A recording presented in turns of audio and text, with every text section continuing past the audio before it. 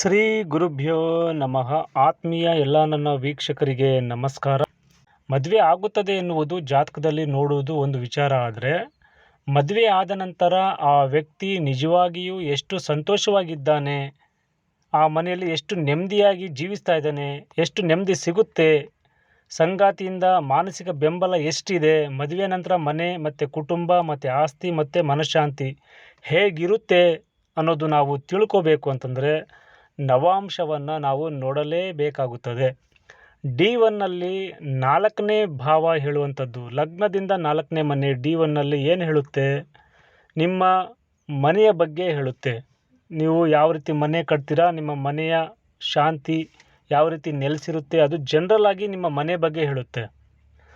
ಆದರೆ ನವಾಂಶದಲ್ಲಿ 4ನೇ ಮನೆ ಏನನ್ನು ಹೇಳುತ್ತೆ ಅಂತಂದರೆ, ಮದುವೆ ನಂತರದಲ್ಲಿ ಬರುವಂತಹ ಮಾನಸಿಕ ನೆಮ್ಮದಿಯ ಬಗ್ಗೆ ಹೇಳುತ್ತೆ. ಅಂದರೆ ನೀವು ಮತ್ತು ನಿಮ್ಮ ಸಂಗಾತಿಯಲ್ಲಿ ಇರುವಂತಹ ಮನೆ, ಅಂದರೆ ಯಾವುದು ಅದು ಬೆಡ್ರೂಮ್, ಆ ಮನೆ ಬೇರೆ, ಜನರಲ್ ಆಗಿ ಇರುವಂತಹ ಮನೆ ಬೇರೆ ಆಗುತ್ತೆ. ಲಗ್ನ ಕುಂಡಲಿಯಲ್ಲಿ ನೋಡುವಂಥ 4ನೇ ಭಾವದ ವಿವರಣೆ ಬೇರೆ, ಇಲ್ಲಿ ನವಾಂಶದಲ್ಲಿ ಲಗ್ನದಿಂದ ಬರುವಂತಹ 4ನೇ ಮನೆಯನ್ನು ನೋಡುವಂತಹ ವಿಧಾನವೇ ಬೇರೆಯಾಗಿರುತ್ತದೆ. ಇದು ತುಂಬ ಒಳ್ಳೆಯ ಒಂದು ವಿಚಾರವನ್ನು ನಾವು ನಿಮಗೆ ಇವತ್ತು ತಿಳಿಸ್ಕೊಡ್ತಾ ಇದ್ದೀನಿ. ಯಾಕೆಂದರೆ ತುಂಬ ಜನ ಏನು ಹೇಳ್ತಾರೆ ಅಂದರೆ, ಮದುವೆ ನಂತರ ನನ್ನ ಲೈಫ್ ಹೀಗಾಯ್ತಪ್ಪ, ಅವಳು ಬಂದಮೇಲೆ ನಾನು ತುಂಬ ಲಕ್ ಬಂತು, ತುಂಬ ಅದೃಷ್ಟ ಬಂತು, ತುಂಬ ಜೀವನದಲ್ಲಿ ತುಂಬ ಚೆನ್ನಾಗಿರ್ತೀನಿ ಅನ್ನೋದನ್ನು ತುಂಬ ಜನ ಹೇಳ್ತಾರೆ. ಇನ್ನು ಕೆಲವರು ಮದುವೆ ನಂತರ ತುಂಬ ನನಗೆ ಲತ್ತೆ ಹೊಡಿತು ಗುರು, ನನಗೆ ತುಂಬ ಕಷ್ಟ ಆಯಿತು, ಮದುವೆ ಆದಮೇಲೆ ನನಗೆ ತುಂಬ ಸಮಸ್ಯೆಗಳು ಆಯಿತು, ಅಥವಾ ಕುಟುಂಬದಲ್ಲಿ ನನಗೆ ನೆಮ್ಮದಿ ಇಲ್ಲ, ಅಥವಾ ಏನಾದರೂ ಈ ಥರ ಹೇಳ್ತಾ ಇರ್ತಾರೆ. ಸೊ ಮದುವೆ ನಂತರ ಸಿಗುವಂತಹ ನೆಮ್ಮದಿ, ಖುಷಿ, ಸಂತೋಷ ಅನ್ನೋದು ಇಲ್ಲಿ ನಾವು D9ನಲ್ಲಿ ಅಂದರೆ ನವಾಂಶ ಕುಂಡಲಿಯಲ್ಲಿ ಲಗ್ನದಿಂದ 4ನೇ ಮನೆಯನ್ನು ನೋಡಿದಾಗ ಅಲ್ಲಿ ಅರ್ಥ ಆಗುತ್ತೆ, ಈ ಜಾತಕನು ಮದುವೆ ನಂತರ ಎಷ್ಟು ಖುಷಿಯಾಗಿದ್ದಾನೆ ಅಥವಾ ಎಷ್ಟು ದುಃಖಕರವಾಗಿದ್ದಾನೆ ಮದುವೆಯಲ್ಲಿ ಅನ್ನೋದನ್ನು ನಾವು ಆ 4ನೇ ಮನೆ ನೋಡಿದಾಗ ಇಲ್ಲಿ ಅರ್ಥವಾಗುತ್ತೆ. ಸೊ ಹಾಗಾಗಿ ಈ ವಿಡಿಯೋವು ತುಂಬ ಒಂದು ಆಳವಾದ ವಿಶ್ಲೇಷಣೆಯನ್ನು ನಿಮಗೆ ಕೊಡುತ್ತೆ. ತುಂಬ ವಿಚಾರಗಳಿದ್ದಾವೆ. ನೀವು ವಿಡಿಯೋ ಕೊನೆವರೆಗೂ ನೋಡಿದ್ರೆ ನಿಮಗೆ ಅರ್ಥ ಆಗುತ್ತೆ ಅಂತ ಹೇಳೋಕ್ಕೆ ನಾನು ಇಷ್ಟಪಡ್ತೇನೆ. ನವಾಂಶ ಕೇವಲ ಮದುವೆ ನೋಡಲು ಬಳಸುವ ಚಾರ್ಟ್ ಎಂದು ಹೇಳುವುದು ಒಂದು ಸೀಮಿತವಾದ ಅರ್ಥ ಆಗಿದ್ರೂ, ನವಾಂಶವು ವ್ಯಕ್ತಿಯ ವಿವಾಹದ ನಂತರ ಜೀವನದ ಗುಣಮಟ್ಟ, ಗ್ರಹಗಳ ಆಂತರಿಕ ಬಲ ಮತ್ತು ಅದರಲ್ಲಿರುವಂತಹ ಒಂದು ಜೀವನದ ಆಳವಾದ ಫಲಿತಾಂಶವನ್ನು ಅರ್ಥ ಮಾಡಿಕೊಳ್ಳಲು ಬಹಳ ಉಪಯುಕ್ತವಾದ ಒಂದು ವರ್ಗ ಚಕ್ರ ಅಂತ ಹೇಳಿದರೆ ತಪ್ಪಾಗಲ್ಲ. ಸೊ ಇವತ್ತಿನ ನನ್ನ ವಿಚಾರ ಏನಪ್ಪ ಅಂದರೆ, 4ನೇ ಭಾವ ಎಂದರೆ ಕೇವಲ ಮನೆ ಅಥವಾ ಆಸ್ತಿ ಅಲ್ಲ, ಅದು ಮನಸ್ಸಿಗೆ ನೆಮ್ಮದಿ ಸಿಗುವಂತಹ ಸ್ಥಳ. ಆದ್ದರಿಂದ ನವಾಂಶದಲ್ಲಿ 4ನೇ ಭಾವವನ್ನು ನೋಡಿದಾಗ ಮದುವೆಯ ನಂತರ ಡೊಮೆಸ್ಟಿಕ್ ಹ್ಯಾಪಿನೆಸ್ ಮತ್ತು ಎಮೋಷ್ನಲ್ ಸೆಕ್ಯೂರಿಟಿ ಹೇಗಿದೆ ಎಂಬುದನ್ನು ಅರ್ಥ ಮಾಡಿಕೊಳ್ಳಬಹುದು. ಆದ್ದರಿಂದ ಅಂದರೆ ಇಲ್ಲಿ ನಾನು ಏನು ಹೇಳ್ತಾ ಇದ್ದೀನಿ ಅಂದರೆ, ಮನೆಯ ವಾತಾವರಣ ಹೇಗಿರುತ್ತೆ, ದಾಂಪತ್ಯದ ನಂತರ ಮನಃಶಾಂತಿ ಎಷ್ಟಿದೆ, ಕುಟುಂಬದೊಂದಿಗೆ ಹೊಂದಾಣಿಕೆ ಯಾವ ಥರ ಇದೆ, ಮನೆ ಆಸ್ತಿ ಪಡೆಯುವ ಆಸೆ ಅಥವಾ ಸುಖ ಯಾವ ಥರ ಇದೆ, ಮತ್ತು ಎಮೋಷ್ನಲ್ ಸೆಕ್ಯೂರಿಟಿ, ನಾನು ನನ್ನ ಮನೆಯಲ್ಲಿ ಸಂತೋಷವಾಗಿ ಇದ್ದೇನೆಯೇ ಎನ್ನುವ ಒಂದು ಅನುಭವ. ಇಲ್ಲಿ ಬರೀ 4ನೇ ಮನೆ ಒಂದೇ ನೋಡೋವಂಥದ್ದಾ ಅನ್ನೋದು ಪ್ರಶ್ನೆ ಇದೆ. ಆದರೆ ಅಲ್ಲ, 4ನೇ ಮನೆ ಅಲ್ಲದೆ ಇನ್ನೂ ಕೆಲವೊಂದು ಸೂತ್ರಗಳಿದ್ದಾವೆ, ಕೆಲವೊಂದು ರೂಲ್ಸ್ಗಳಿದೆ, ಅದನ್ನೆಲ್ಲ ನೋಡಬೇಕಾಗುತ್ತೆ. ಸೊ ಅದನ್ನೆಲ್ಲ ನಾನು ಒಂದೊಂದಾಗಿ ನಿಮಗೆ ಹೇಳ್ತಾ ಹೋಗ್ತೀನಿ. ಸೊ ಮೇಯ್ನಾಗಿ ನಾನು ಹೇಳೋವಂಥದ್ದು, ಫಸ್ಟು ನಾವು ಏನು ತಿಳ್ಕೋಬೇಕು, 4ನೇ ಮನೆಯಲ್ಲಿ ಯಾವುದಾದ್ರೂ ಗ್ರಹ ಇದೆಯಾ ಅಂತ ನೋಡ್ಕೊಳ್ಳಿ. ಆಮೇಲೆ 4ನೇ ಮನೆ ಅಧಿಪತಿ ಎಲ್ಲಿ ಹೋಗಿದ್ದಾನೆ, ಅದು ವೆರಿ ಇಂಪಾರ್ಟೆಂಟ್. 4ನೇ ಮನೆ ಅಧಿಪತಿ 1ನೇ ಭಾವದಲ್ಲಿ ಇದ್ದರೆ ಆ ವ್ಯಕ್ತಿಯ ಸ್ವಂತ ಒಂದು ಬುದ್ಧಿಶಕ್ತಿಯಿಂದ, ಅವನ ಒಂದು ಸ್ವಂತ ಆಲೋಚನೆಯಿಂದ ಮದುವೆಯ ನಂತರ ಮನೆ, ಕುಟುಂಬ, ಜೀವನ, ವ್ಯಕ್ತಿಯ ಜೀವನ ಒಂದು ಕೇಂದ್ರವಾಗಿ ಅದು ಮಾರ್ಪಾಡವಾಗುತ್ತೆ. ಅಂದರೆ ಅಲ್ಲಿ ಸುಖ ಮತ್ತು ದುಃಖ ನಡೆಯೋದಕ್ಕೆಲ್ಲ ಇವನೇ ಕಾರಣನಾಗ್ತಾನೆ. ಯಾರು? ಜಾತಕನು ಕಾರಣನಾಗ್ತಾನೆ. ಅವರು ಸಂತೋಷವಾಗಿದ್ದಾರ, ಮನೆಯಲ್ಲಿ ನೆಮ್ಮದಿ ಅಥವಾ ಖುಷಿ, ನೆಮ್ಮದಿ ಎರಡಕ್ಕೂ ಡಿಸ್ಟರ್ಬೆನ್ಸ್ ಆಗೋದು ಇವನಿಂದಾನೆ. ಇವನು ಕೊಡೋ ಆಲೋಚನೆಯಿಂದ, ಇವನು ತಗೊಳ್ಳೋ ನಿರ್ಧಾರಗಳಿಂದ, ಈ ಎಲ್ಲ ಡಿಪೆಂಡ್ ಅಪಾನ್ ಇವನಿಂದಾನೇ ಆಗ್ತಾ ಇರುತ್ತೆ. ಮತ್ತು ಸ್ವಂತ ಮನೆ ಮತ್ತು ಜೀವನದ ಬಯಕೆಗಳು ತುಂಬ ಜಾಸ್ತಿ ಇರುತ್ತೆ. ಇವನಿಗೆ ತುಂಬ ಆಸೆ ಆಕಾಂಕ್ಷೆಗಳು ಜಾಸ್ತಿ ಇರುತ್ತೆ. ಆ ಥರ ಇರೋಣ, ಈ ಥರ ಇರೋಣ ಅಂತ ತುಂಬ ಒಂದು ಯೋಚನೆಗಳನ್ನು ಮಾಡ್ತಾನೆ. ಮತ್ತು ವಿವಾಹದ ನಂತರ ವ್ಯಕ್ತಿ ತುಂಬ ಪರ್ಸ್ನಾಲಿಟಿ ಮತ್ತು ಒಂದು ಇವನ ಪ್ರೊಫೈಲು ಅಥವಾ ಇವನ ವ್ಯಕ್ತಿತ್ವವನ್ನು ತುಂಬ ಚೆನ್ನಾಗಿ ಅವನು ಪ್ರತಿಬಿಂಬಿಸಬೇಕು. ಅವನ್ನ ತುಂಬ ಚೆನ್ನಾಗಿ ಹೊಗಳಬೇಕು. ನಾನೇ ಅದಕ್ಕೆ ಕಾರಣ, ವಿವಾಹ ನಡೆಸಬೇಕು ಅಂದರೆ ನನ್ನಿಂದನೇ ಇದಾಗ್ತಾ ಇರೋದು ಅನ್ನೋದನ್ನು ಅವನಿಗೆ ಹೆಚ್ಚಿನ ಗೌರವ, ಆತ್ಮವಿಶ್ವಾಸ ಹೆಚ್ಚಾಗೋದಕ್ಕೆ ಅವನು ಪ್ರಯತ್ನಗಳನ್ನು ಮಾಡ್ತಾ ಇರ್ತಾನೆ. ಸೊ ಇದು 4ನೇ ಮನೆ ಅಧಿಪತಿ 1ನೇ ಮನೆಯಲ್ಲಿದ್ದರೆ ಈ ಥರ ಆಗುವಂತಹ ಸಾಧ್ಯತೆಗಳು ಇರ್ತವೆ.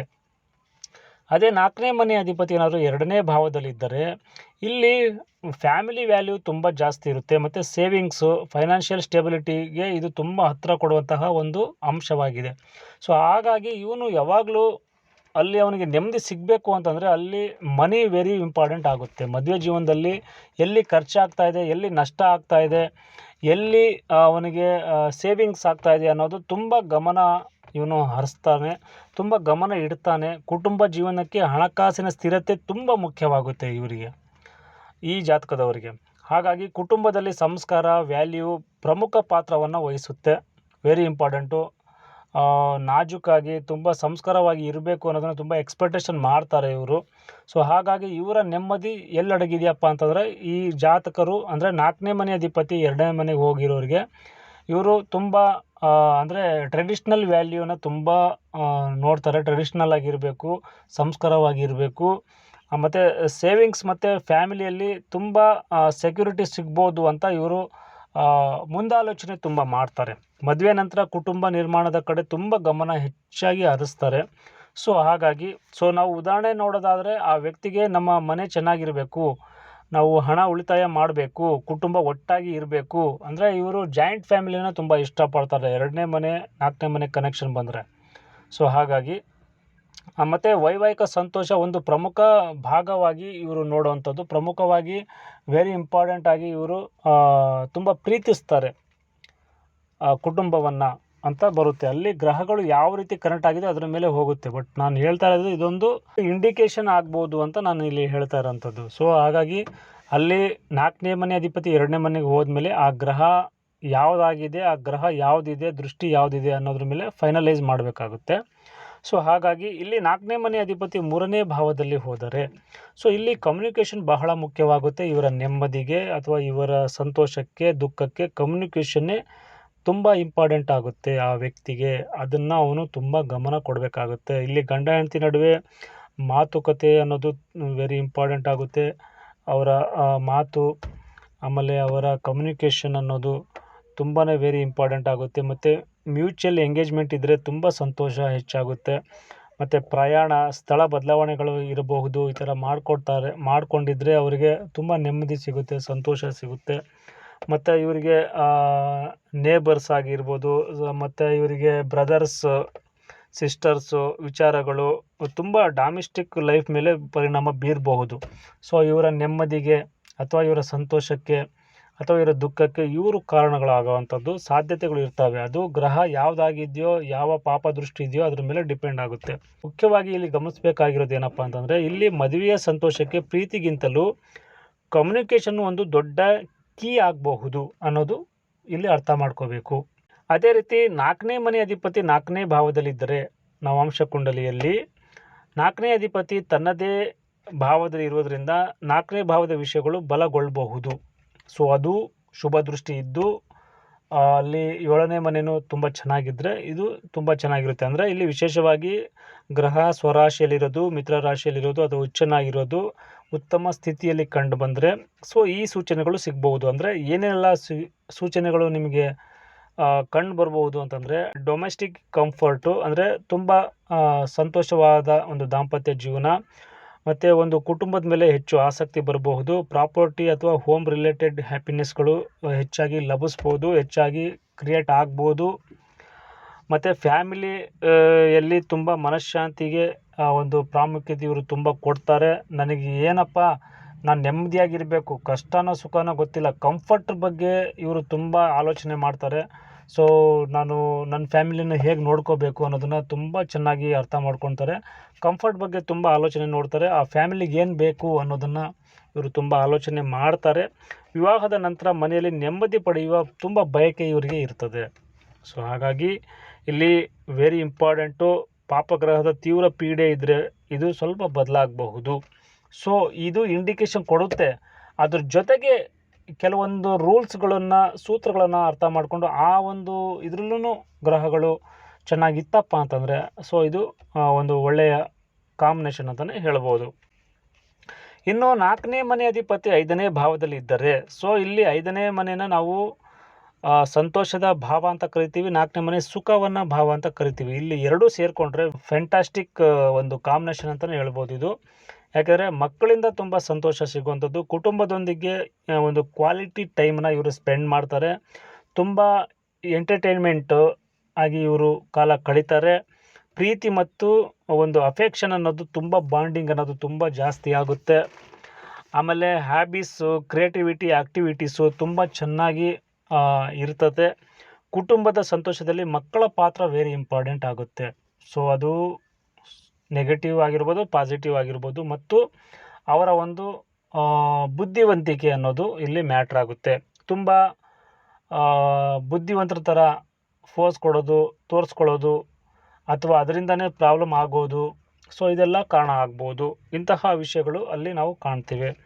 ಅದೇ ರೀತಿ 4ನೇ ಮನೆ ಅಧಿಪತಿ 6ನೇ ಭಾವದಲ್ಲಿ ಹೋದರೆ, ಸೊ ಇದು ಸ್ವಲ್ಪ ಎಚ್ಚರಿಕೆಯಿಂದ ನೋಡುವಂತಹ ಸ್ಥಾನ ಆಗಿದೆ.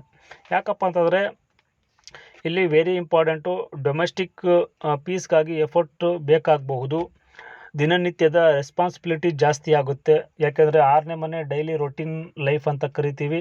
ಸೊ ಇಲ್ಲಿ 4ನೇ ಮನೆ, ಸೊ ಅದು ಮನಃಶಾಂತಿ. ಸೊ ಇದು ಸಿಗಬೇಕಪ್ಪ ಅಂತಂದರೆ ನಿಮ್ಮ ಡೈಲಿ ರೊಟೀನ್ ಅನ್ನೋದು ವೆರಿ ಇಂಪಾರ್ಟೆಂಟ್ ಆಗುತ್ತೆ. ನೀವು ಎಷ್ಟು ಗಂಟೆಗೆ ಹೇಳ್ತೀರಾ, ಎಷ್ಟು ಗಂಟೆಗೆ ಟಿಫನ್ ಮಾಡ್ತೀರಾ, ನೀವು ವಾಕ್ ಮಾಡ್ತೀರಾ, ಅಥವಾ ವ್ಯಾಯಾಮ ಮಾಡ್ತೀರಾ, ಅಥವಾ ನಿಮ್ಮ ಲೈಫ್ ಸ್ಟೈಲ್ಗಳು ಏನಿರ್ತಾವೋ, ಸೊ ಅದು ಕೆಲವೊಂದು ಸಲ ಇಲ್ಲಿ ತುಂಬ ಮ್ಯಾಟ್ರ್ ಆಗುತ್ತೆ ನಿಮ್ಮ ಒಂದು ನೆಮ್ಮದಿಗೆ.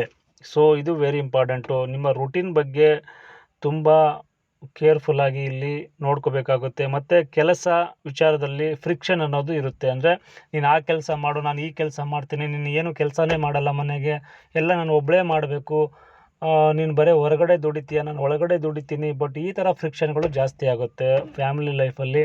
ಸೊ ನೀನು ಏನೂ ಮಾಡಲ್ಲ, ಅದು ಮಾಡಲ್ಲ, ಇದು ಮಾಡಲ್ಲ, ನಾನು ಅಲ್ಲಿ ಮಾಡ್ತೀನಿ, ನೀನು ಯಾಕೆ ಅದು ಮಾಡಬೇಕು. ಕೆಲಸದ ವಿಚಾರದಲ್ಲಿ, ಮನೆ ಕೆಲಸದಲ್ಲಿ, ಅಂದರೆ ಫ್ಯಾಮಿಲಿಯಲ್ಲಿ ಇಬ್ಬರಲ್ಲೂ ಇಲ್ಲಿ ಅದೊಂದು ಪ್ರಾಬ್ಲಮ್ಮು, ಫ್ರಿಕ್ಷನ್ನು ಆಗಬಹುದು. ಸೊ ಪ್ರಾಕ್ಟಿಕಲಾಗಿ ಪ್ರಾಬ್ಲಮ್ಗಳು ಸಾಲ್ವಿಂಗ್ ಅಗತ್ಯ ಇದೆ. 6ನೇ ಭಾವ ಒಂಟಿತನ, ಡೈವರ್ಸ್ನ ಕೊಡೋದಿಲ್ಲ. ಬಟ್ 6ನೇ ಭಾವ ಏಕಾಂಗಿ ಭಾವ ಆಗುತ್ತೆ.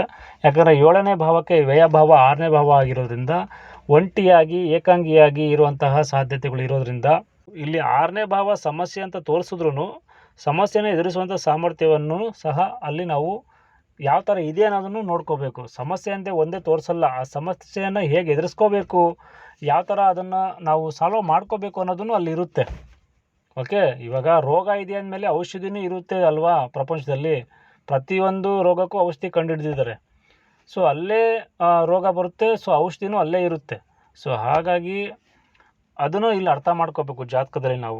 4ನೇ ಮನೆ ಅಧಿಪತಿ 7ನೇ ಭಾವದಲ್ಲಿ ಇದ್ದರೆ ಇದು ಮದುವೆ ವಿಚಾರದಲ್ಲಿ ಬಹಳ ಇಂಟ್ರೆಸ್ಟಿಂಗ್ ಪ್ಲೇಸ್ಮೆಂಟ್ ಅಂತಲೇ ಹೇಳ್ತೀವಿ. 4-7 ಕಾಂಬಿನೇಷನ್ನು. ಬಟ್ ಆದರೆ 4ನೇ ಭಾವ ಅನ್ನೋದು ಸುಖವನ್ನು ಕೊಟ್ಟರೆ, 7ನೇ ಭಾವ ಒಂದು ಮದುವೆಯನ್ನು ಕೊಡುತ್ತೆ. ಮದುವೆ ಜೀವನ ಬೇರೆ, ಮದುವೆ ಬೇರೆ. ಮದುವೆ ಆಗುತ್ತೋ ಆಗಲ್ವೋ ಅನ್ನೋದು 7ನೇ ಮನೆ ಬರಬೇಕು. ಮದುವೆ ಜೀವನ ಹೇಗಿರುತ್ತೆ, ಜೀವನ ಅಂತ ಬಂದಾಗ ಪ್ರಶ್ನೆ ಎರಡಾಗುತ್ತೆ. ಓಕೆ, ಕೆಲವರು ನಮಗೆ ಪ್ರಶ್ನೆ ಕೇಳ್ತಾರೆ ಕನ್ಸಲ್ಟೇಷನ್ ಬಂದಾಗ, ಸರ್ ನಮ್ಗೆ ಮದುವೆ ಆಗುತ್ತಾ ಅಂತ ಕೇಳ್ತಾರೆ. ಓಕೆ, ಮದುವೆ ಆಗುತ್ತಾ ಇಲ್ಲವತ್ತೆ ಕಾಂಬಿನೇಷನ್ ನೋಡ್ಬೋದು. ಮದುವೆ ಜೀವನ ಅನ್ನೋದು ಇಬ್ಬರ ಮೇಲೆ ನಿಂತಿರುತ್ತೆ. ಆ ಪ್ರಶ್ನೆ ಇಬ್ಬರಿಗೆ ಸಂಬಂಧಪಟ್ಟಿದ್ದು. ಓಕೆ, ಅದನ್ನು ಅರ್ಥ ಮಾಡ್ಕೋಬೇಕು. ಮದುವೆ ಅನ್ನೋದು ಇವಾಗ ನನಗೆ ಮದುವೆ ಆಗುತ್ತಾ ಆಗಲ್ವ ಅನ್ನೋದು ಅದು ನಿನಗೆ ಸಂಬಂಧಪಟ್ಟಿದ್ದು. ಮದುವೆ ಆದಮೇಲೆ ಮದುವೆ ಜೀವನ ಅನ್ನೋದು ಇಬ್ಬರಿಗೆ ಸಂಬಂಧಪಟ್ಟಿದ್ದಾಗುತ್ತೆ. ಸೊ ಅದನ್ನು ನೀವು ಅರ್ಥ ಮಾಡ್ಕೋಬೇಕು. ಸೊ ಇಲ್ಲಿ ಅರ್ಥ ಆದ್ರೇ ಅದು ಅರ್ಥ ಆಗೋದು. ಸೊ ಹಾಗಾಗಿ 7ನೇ ಭಾವ ಬಂತು ಅಂದರೆ ಸಂಗಾತಿಯ ಮೂಲಕ ಎಮೋಷ್ನಲ್ ಸೆಕ್ಯೂರಿಟಿ ಯಾವ ಥರ ಇದೆ. 7ನೇ ಮನೆ ಅಂದರೆ ನಾವಿಬ್ಬರು, ನಾನೊಬ್ಬನೇ ಇಲ್ಲ, ನಾವಿಬ್ಬರು ಇದ್ದೀವಿ ಅನ್ನೋದನ್ನು ಅರ್ಥ ಮಾಡ್ಕೋಬೇಕು. 6ನೇ ಮನೆ ಅಂದರೆ ನಾನೇ ಮಾಡಬೇಕಾ ಅನ್ನೋ ಪ್ರಶ್ನೆ ಬರುತ್ತೆ 6ನೇ ಮನೆ. ಅದಕ್ಕೋಸ್ಕರ 7ನೇ ಮನೆ 4ನೇ ಮನೆಗೆ ಕನೆಕ್ಷನ್ ಬಂತು ನಾವು ವಂಶದಲ್ಲಿ ಅಂತಂದರೆ ಸಂಗಾತಿಯೊಂದಿಗೆ ಸಮಯ ಕಳೆಯೋದ್ರಿಂದ ಒಂದು ನೆಮ್ಮದಿ ಸಿಗುತ್ತೆ. Very important. ಅಂದರೆ ಇಲ್ಲಿ ಬೇರೆ ಏನೂ ಇಲ್ಲ ಪ್ರಾಬ್ಲಮ್ಮು. ನೀವು ಅವ್ರ ಜೊತೆ ಟೈಮ್ ಸ್ಪೆಂಡ್ ಮಾಡ್ತಾ ಇಲ್ಲ, ಅವ್ರ ಜೊತೆ ಕಾಲ ಕಳೀತಾ ಇಲ್ಲ, ನೀವು ಜೊತೆಯಾಗಿ ಇಲ್ಲ, ನಾನು ಯಾವಾಗಲೂ ಒಂಟಿಯಾಗಿದ್ದೀನಿ, ಅಥವಾ ನೀವು ಜೊತೆಯಾಗೇ ಇರಲ್ಲ, ನನ್ನ ಜೊತೆ ನೀವು ಟೈಮ್ ಸ್ಪೆಂಡೇ ಮಾಡಲ್ಲ, ನೀವು ಏನು ಮಾತಾಡೋದೇ ಇಲ್ಲ ಅನ್ನೋ ಕಂಪ್ಲೇಂಟ್ಗಳೇ ಜಾಸ್ತಿ ಇರ್ತವೆ.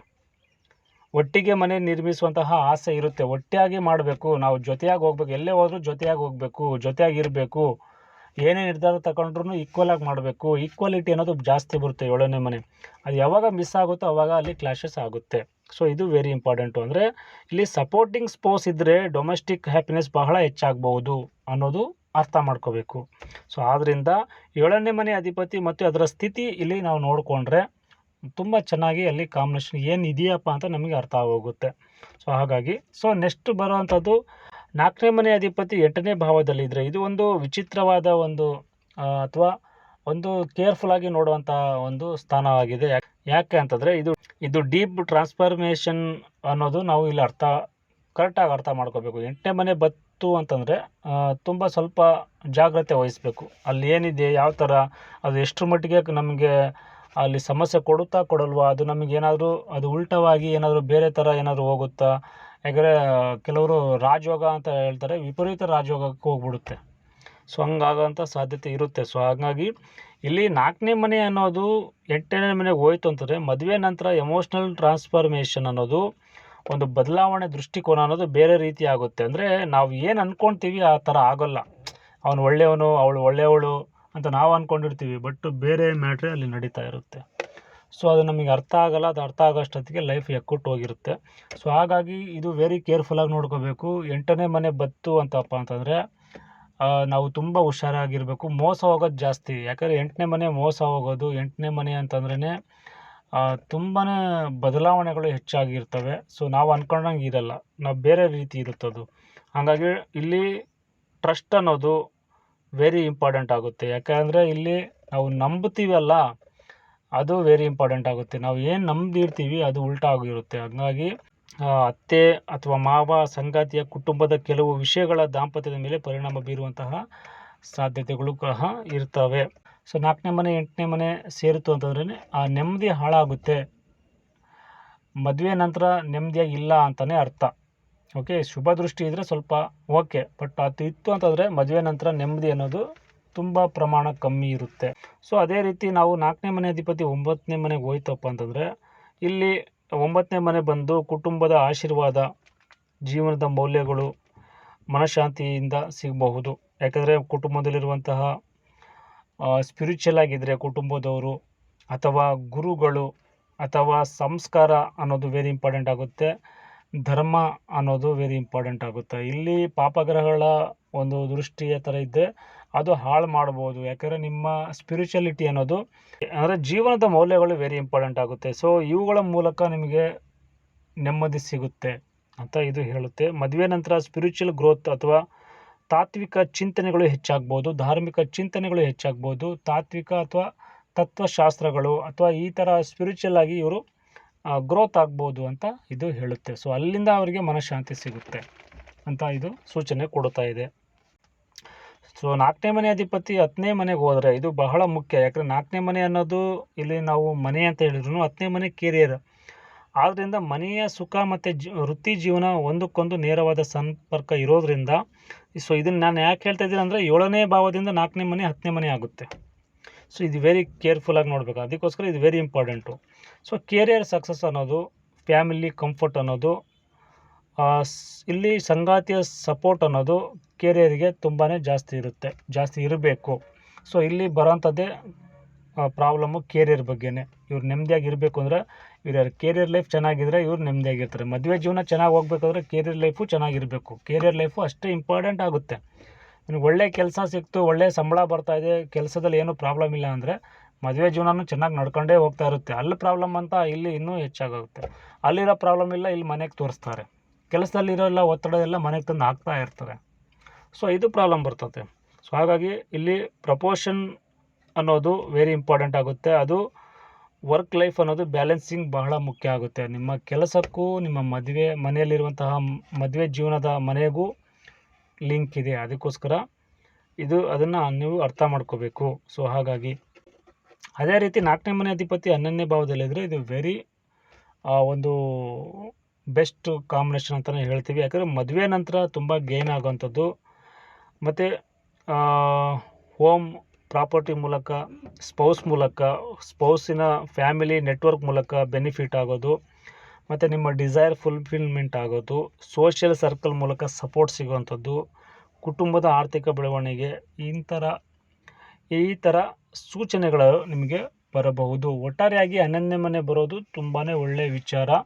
ಯಾಕಂದರೆ ಆ ಮದುವೆಯಿಂದ ಅವನು ತುಂಬ ಖುಷಿಯಾಗಿರ್ತಾನೆ ಮತ್ತು ತುಂಬ ಮದುವೆಯಿಂದ ತುಂಬ ಲಾಭವನ್ನು ಅವನು ನಿರೀಕ್ಷೆ ಮಾಡ್ತಾನೆ, ಆ ಥರ ಸಿಗುತ್ತೆ. ಮತ್ತು ಮದುವೆಯಿಂದ ಅವನಿಗೆ ಸಮಾಜದಲ್ಲಿ ತಲೆ ಎತ್ಕೊಂಡು ಹೋಗುವಂತಹ ಒಂದು ಬದಲಾವಣೆ ಅವನಿಗೆ ಆಗುತ್ತೆ. ಆ ಮದುವೆಯಿಂದ ಅವನು ಸಮಾಜದಲ್ಲಿ ಚೆನ್ನಾಗಿ ಬಾಳ್ವೆ ಮಾಡ್ತಾನೆ, ಬದುಕನ್ನು ಸಾಗಿಸ್ತಾನೆ.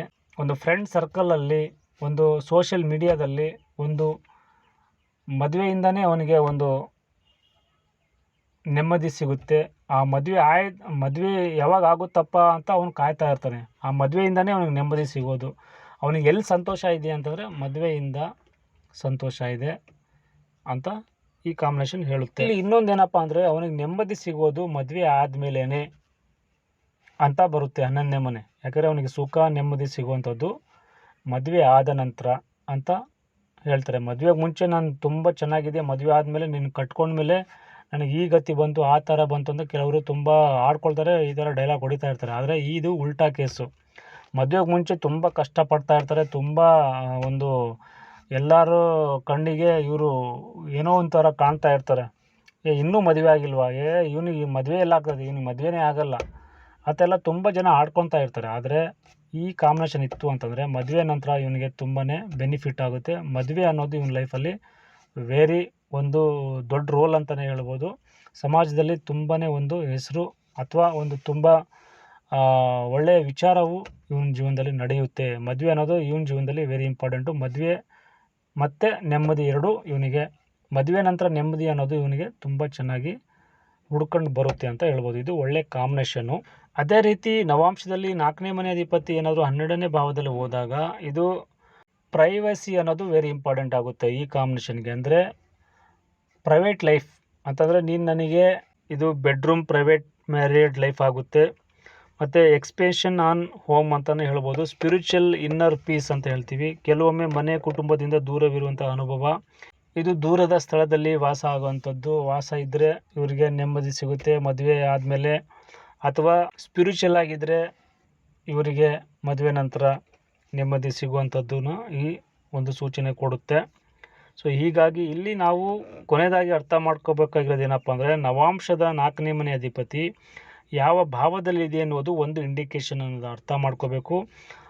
ಇದರಿಂದನೇ ನಮಗೆ ವೈವಾಹಿಕ ಜೀವನ ಸಂಪೂರ್ಣವಾಗಿ ಪ್ರಾಬ್ಲಮ್ ಕೊಡ್ತಾ ಇದೆ ಅನ್ನೋದನ್ನು ತೀರ್ಪು ಕೊಡೋಕ್ಕೆ ಸಾಧ್ಯನೇ ಇಲ್ಲ. ಸೂತ್ರಗಳು ಏನೇನು ನೋಡಬೇಕು, ಮದುವೆ ಜೀವನ ಟೋಟಲ್ ಆಗಿ ನನಗೆ ಚೆನ್ನಾಗಿರಬೇಕು, ಮದುವೆ ಲೈಫ್ ಹೇಗಿರಬೇಕು ಅಂತ ನಾವು ನೋಡೋದಾದರೆ D1 ವೆರಿ ಇಂಪಾರ್ಟೆಂಟ್ ಆಗುತ್ತೆ. ವರ್ಗ ಕುಂಡಲಿಯಲ್ಲಿ ಫಸ್ಟ್ ನಾವು ನೋಡಬೇಕಾಗಿರೋದು D1ಅಲ್ಲಿ 7ನೇ ಭಾವ ನೋಡಬೇಕು. D1ನ 7ನೇ ಮನೆ ಅಧಿಪತಿ ನೋಡಬೇಕು. ನಂತರ ಶುಕ್ರ.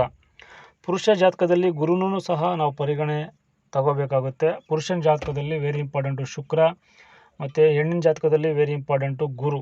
ಸೊ ಇದನ್ನು ನೋಡ್ಕೋಬೇಕಾಗುತ್ತೆ. ಮತ್ತು ನವಾಂಶದ ಲಗ್ನ ಹೇಗಿದೆ, ನವಾಂಶದ ಲಗ್ನಾಧಿಪತಿ ಹೇಗಿದ್ದಾನೆ, ಮತ್ತು ನವಾಂಶದಲ್ಲಿ 7ನೇ ಭಾವ ಹೇಗಿದೆ, ಮತ್ತು 7ನೇ ಭಾವದ ಅಧಿಪತಿ ಹೇಗಿದ್ದಾನೆ, ಆಮೇಲೆ ನವಾಂಶದಲ್ಲಿ 2ನೇ ಭಾವ ಹೇಗಿದೆ, ಮತ್ತು 2ನೇ ಭಾವದ ಅಧಿಪತಿ ಹೇಗಿದ್ದಾನೆ, ಮತ್ತು ನವಾಂಶದಲ್ಲಿ 4ನೇ ಭಾವ ಹೇಗಿದೆ, ಮತ್ತು ನವಾಂಶದಲ್ಲಿ 8ನೇ ಭಾವ ಹೇಗಿದೆ.